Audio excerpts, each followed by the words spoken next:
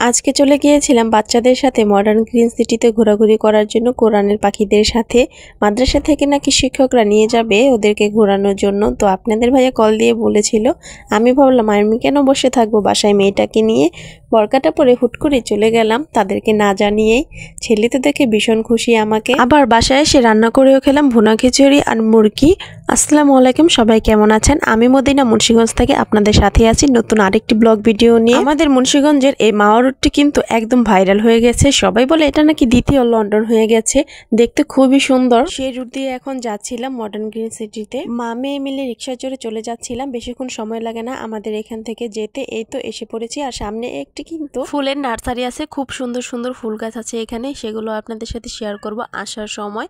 এই তো পৌঁছে গিয়েছি এখন এখানে। এই জায়গাটা কিন্তু এখন ভাইরাল হয়ে গেছে মুন্সিগঞ্জের আশেপাশে, বা মুন্সিগঞ্জ থেকে অনেক মানুষ আসে এখানে। আবার অনেক সময় দেখা যায় শুটিং করতেও আসে। ঢুকতে একটি ছোট রেলগাড়ি দেখলেন, সেখানে বাচ্চারা উঠে খেলাধুলা করে। আর এই যে দেখুন আমার ছেলে আমাকে দেখে কতটা খুশি হয়েছে, লাফাচ্ছিল। আর ওর আব্বু বলছিল কেন আসলা। আমি বললাম তোমরা ঘোরাঘুরি করবা আর আমি বাসায় বসে থাকবো, কোথাও তো এভাবে যাওয়া হয় না, তার জন্য একটু ঘোরাঘুরি করতে আসছিলাম।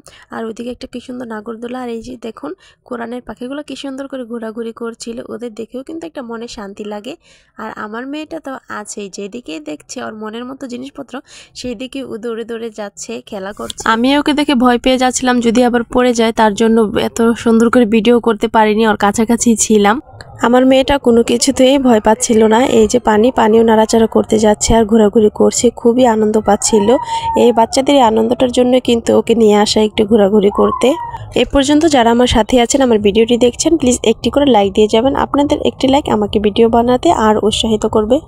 এখানে ছোট একটি আর কি পুকুরের মতো করে বানিয়ে রেখেছে হাউস সিস্টেম, যেখানে আর কি বাচ্চারা উঠে বা বড়রা উঠে এখানে পানির মধ্যে হাঁসগুলা নিয়ে নৌকার মতো আর কি চালায়। তারপর একটু চলে আসলাম কুড়ে ঘরের সাইডে। কুড়ে ঘরের সাইডে তো মানে তাকানোই যাচ্ছিল না, ভিতরে জোড়ায় জোড়ায় বসে আছে। আমারই দেখে শরম লেগে যাচ্ছিল, তো একটু দূর থেকে ভিডিও করে নিলাম। তারপরে এখানে দেখুন কত সুন্দর পাতিলের মধ্যে ফুল গাছ বুনে রেখেছে। আর আমার মেয়েটা হচ্ছে কি যে একটা কাণ্ড করেছে, এই ভাইয়াটা শেষমেশ ওকে একটা ফুল দিতে বাধ্যই হলো। আমি বকা দিচ্ছিলাম যে ফুল দিবে না, তো সে এসে বলছিল যে তুমি কোন ফুলটা নিবা মামুনি বলো। তো দিয়ে দিলে, এখন ফুলটা নিয়ে খুব সুন্দরভাবে চলে আসছে। বাচ্চারা যদি এমন কাণ্ড করে কেমন লাগে বলেন তো। এই যে ফুলটাকে হাতে নিয়ে ঘোড়ার মধ্যে উঠেছে, ঘোড়ার ভিতরে উঠেও কিন্তু ভয় পায়নি। তারপর অনেক ঘোরাঘুরি করার পর হয়রান হয়ে গেছিলাম। এখন মেয়েকে বললাম আসো একটু দোলনা খেয়ে আসি। দোলনা খেয়ে একটু আরামই লাগছিল। বাচ্চার মা হয়েছে তাতে কি হয়েছে, দোলনা খাবো না তা কি কখনো হয়? শীতকাল, তারপরে ঘোরাঘুরি করে অনেকটা ঘেমে গিয়েছিলাম। এই তো এখানে নার্সারিতে চলে আসছি। ফুলের বাগানে অনেক ধরনের ফুল গাছ ছিল। এখানে গোলাপ গাছ ছিল, গাঁদা ফুল গাছ ছিল, অনেক ধরনের গাছ ছিল যেগুলো আমি চিনিও না, ফুলের নামও জানি না। আর এদিকে একটা পাতা সিস্টেম, এটা কি গাছ সবাই জানাবেন কমেন্ট করে, আমি কিন্তু নামও জানি না। তারপর ফুলের দাম জিজ্ঞেস করে অনেক দাম চাচ্ছিল, তার জন্য সেখান থেকে কোনো ফুল গাছ আনিনি। এখন আরেকটা রিক্সা নিয়ে বাসায় চলে আসছি। মা আর মেয়ে, আমার মেয়ে রিক্সায় উঠে চুপ করে বসেছিল।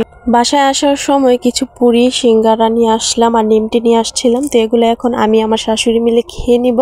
তারপর আর কি পানি টানি খেয়ে তারপর রান্না করতে চলে আসলাম, যেহেতু অনেকটাই বেলা হয়ে গেছে, প্রায় 1:30টা বেজে গিয়েছিল। বাচ্চাদের যেহেতু সকাল দিকে ঘুরতে নিয়েছিল, তার জন্য আর কি সকালে চলে গিয়েছিলাম 10টার দিকে। এখন আস্তে আস্তে প্রায় 1:30টা বেজে গেছে। এখন আমি হাতে মেখে খিচুড়িটাকে বসিয়ে দিলাম, আর কিছু সবজি ছিল সেগুলোও কেটে দিয়ে দিলাম, সাথে আর টমেটো দিয়ে দিলাম। এই সবজি খিচুড়িটা কিন্তু খেতে খুবই মজা হয়। আর আমি যাওয়ার আগে মাংস ভিজিয়ে রেখে গিয়েছিলাম, দেশি মুরগির মাংস ছিল কয়েক টুকরা, আর সেটার সাথে আমি দিয়ে দিয়েছি গলা গিলা। আর এখন আদা বাটা নেই, পেঁয়াজটা তেলে গরম হতে দিয়ে আমি আদাটাও বেটে নিলাম। মেয়েদের জীবনটাই হচ্ছে এরকম, কোথাও ঘুরতে গেলেও শান্তি নেই, বেড়াতে গেলেও শান্তি নেই।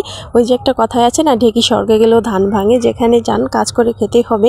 এখন ঘুরতে গিয়েছেন, রান্নাবান্না করে কে খাওয়াবে সবার চিন্তা কিন্তু আপনার মাথাতেই থাকতে হবে। আপনাকে কিন্তু রান্নাবান্না করে সবাইকে খাওয়াতে হবে। যাই হোক, এখানে মুরগিটাকে সুন্দর করে কষিয়ে নিলাম।